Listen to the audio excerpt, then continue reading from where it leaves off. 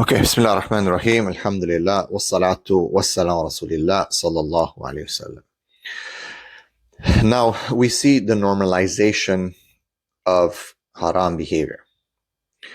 This is something that has not now just affected our Western communities, but has affected clearly the communities in the Muslim countries, Muslim environments. I'm not going to mention the country. It's a mixed country, but there's a lot of Muslims. I'm not going to mention details, but it is an Islamic school for girls. Two things. Now, I don't want to leave. I'm going to block the voice because they're dancing to a song that's quite popular.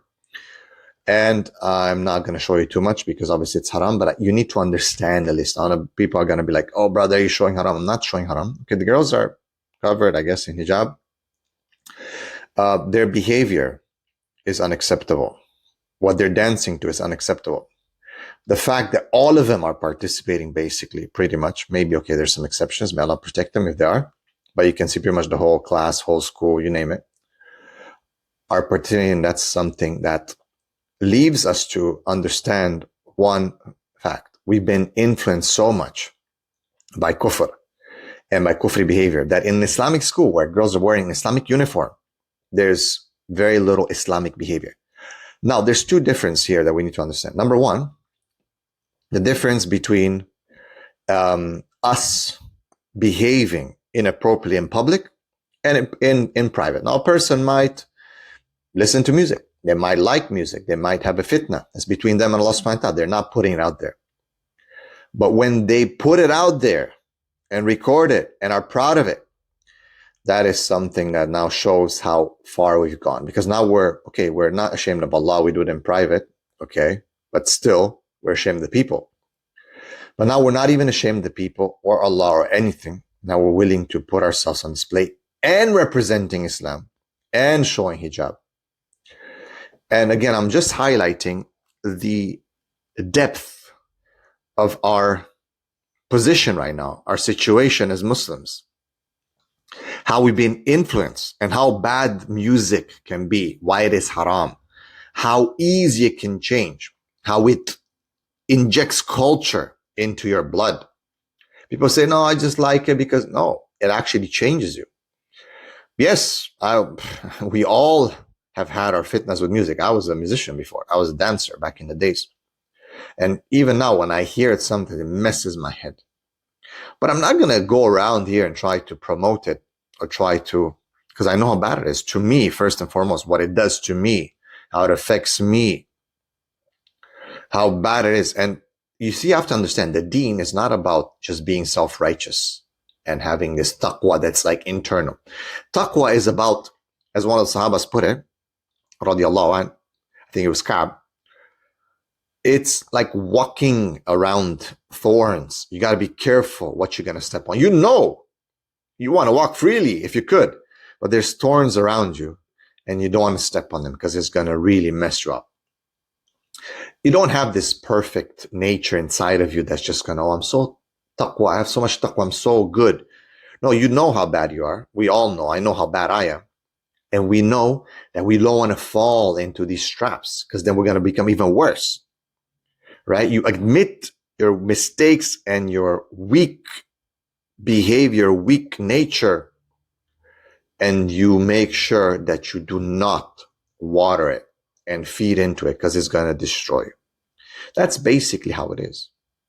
But when we reach a point where now we don't care anymore, and we just act inappropriately, dancing in hijab, not caring for the sha'air, then, well, that's a big problem.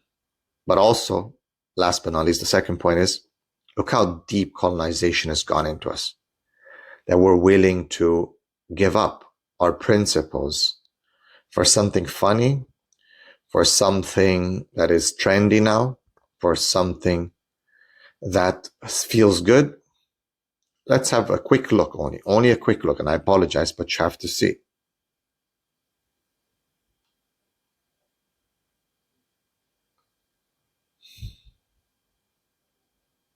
And there's worse. Okay, I'm not going to show you, but there's a lot worse. Okay, a lot worse. May Allah protect. And there's a few. And sadly, they lost it.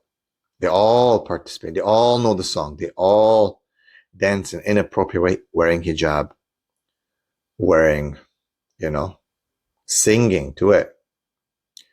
Sadly, very, very sad in Islamic school. May Allah protect us. But we take some knowledge from here to understand at least what we're dealing with, guys. This is not some hatred of women as people think when I make my videos. This is to understand what our girls are going through, the culture and how deep, these things can become, how hard it is to live in this world and deal with these things. Because sometimes when we don't understand, we don't perceive what we're dealing with, we don't know how to manage it. No one's claiming here to be perfect. There's no, you're judging. No, it's about informing and understanding what we have become and where we're headed, so that hopefully we can try to turn back. Bi'idhnillahi ta'ala. May Allah subhanahu wa ta'ala protect us, protect our girls, our women, our daughters, our mothers. The Dajjal is coming, and we know that women will be in the greatest number to fall. There'll be men who fall, of course, no doubt. It's not that the men are just always perfect, no. But men are stronger. It's not an issue of like 0 or 100. It's an issue of who has more strength and more ability, who has more control, and who has the leadership to implement these things. And men have to wake up. We all have to wake up, starting with myself. May Allah forgive us and protect us.